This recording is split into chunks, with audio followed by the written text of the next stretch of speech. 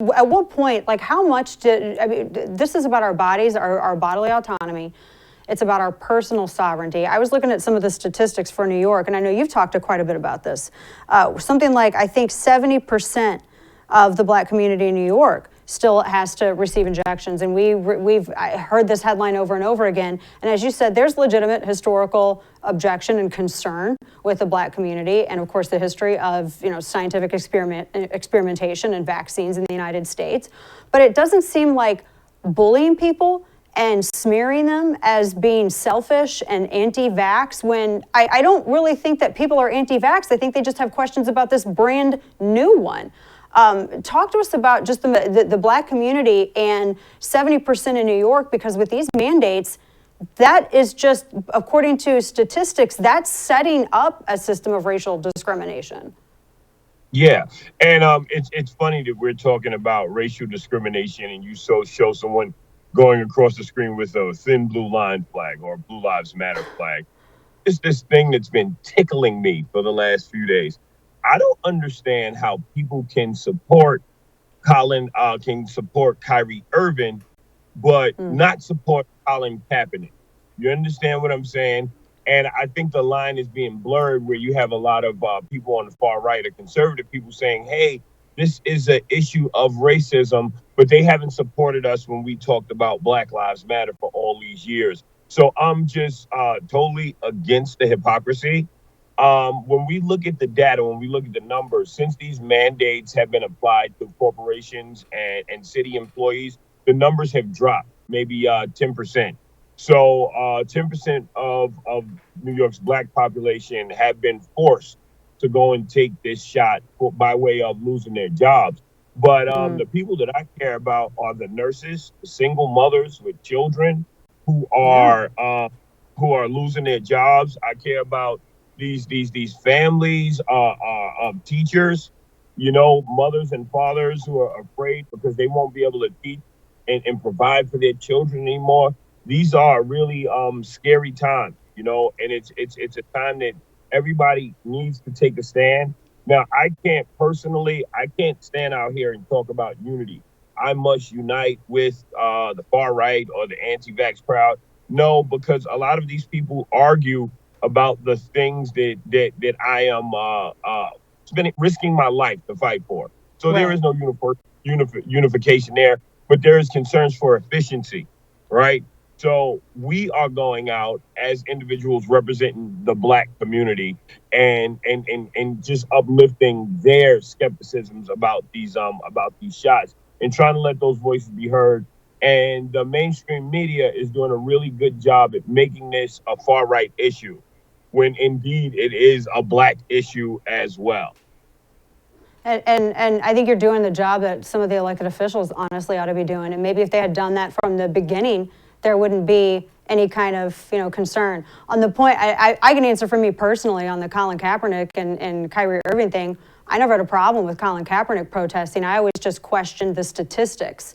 I'm like, I have no problem with peaceful protests. Same thing with Kyrie Irving. If I had questioned the science that he was using, then I would take issue with the science that he was using on which to base his protest. But I always like peaceful protest. But to this, I mean, you're talking about. Sorry, go ahead. Right there, right?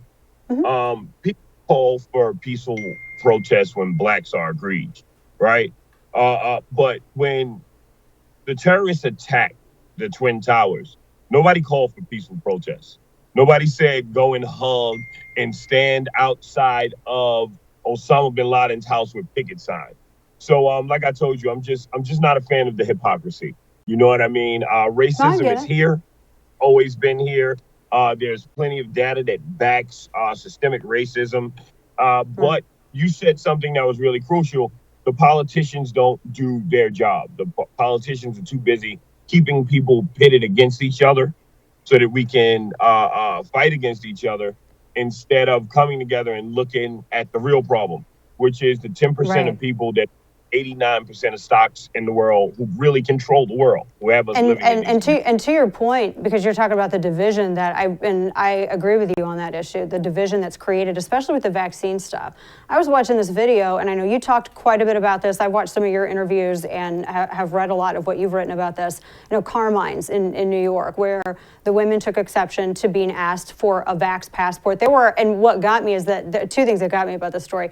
First off, they were accused of presenting a fake vaccine card, which I thought that's actually a crime now, a fake vaccine card for something that's not even about science. But the second thing that got me was, and I was looking at the statement that Carmine's made. They had said that they took issue with the way they said that their staffer was treated. And they said that it was a shocking and tragic situation. One of our valued employees was assaulted for doing their job as required by city policies.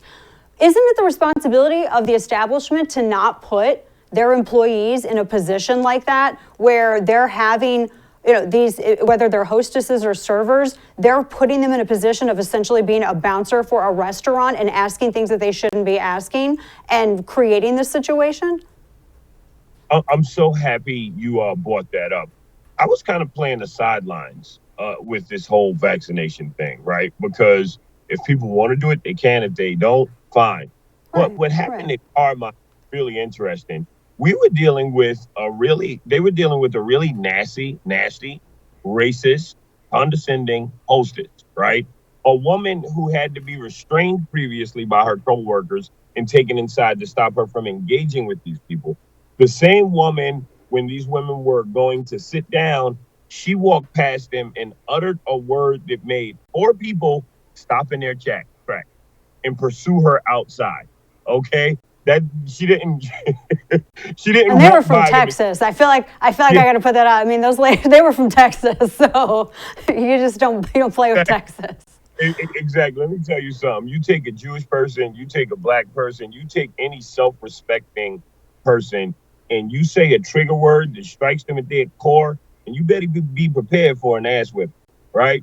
So when they received that, right, she turned and hid behind the vaccine.